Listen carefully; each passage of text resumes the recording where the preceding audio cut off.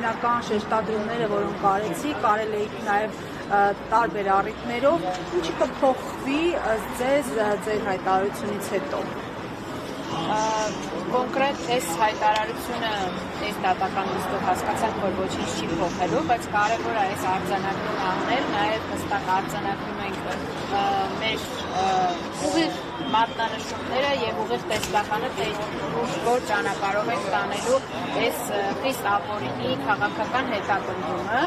եւ փորձում ենք մի փոքր այս դատավարության ու առհասարակ Հայաստանի իրավական մշակույթը ներմուծել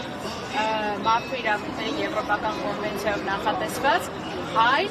մեր բառերով ասած քաղաքական հետապնդման առկայությունը որպես իրավական կատեգորիա, այսինքն երբ որ մենք ամեն անգամ պաշտպանները կանգնում եւ ասում են, որ այս հետապնդումը ապօրինի է եւ ունի քաղաքական դրդապատճառներ, մենք դատախազները հակադարձում ասելով են քաղաքական հայտարարություններին չենք պատասխանում։ Հիմա մենք էլ բերում ենք արդեն միջազգային պրակտիկայով, մեր համար պարտադիր միջազգային պրակտիկայով ենք հիմնավորումները, որոնք ուղղակիորեն ցույց են տալիս այս հետապնդման քաղաքական լինելը եւ ասել ենք տանելու ենք մինչեւ վերջ այս գործը բոլոր այդ միջազգային աջաններ ցույց տալու որ Հայաստանում այլևս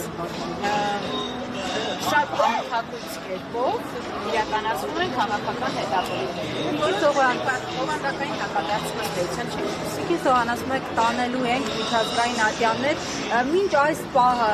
կոնկրետ միջազգային կառույցների նկատի ունեմ նաև Հայաստանում գործող ներկայացվել են դատական այս process-ի մանրամասներ ինչ դրվագներ եւ ինչ արձագանքներ են եղել։ Իհարկե,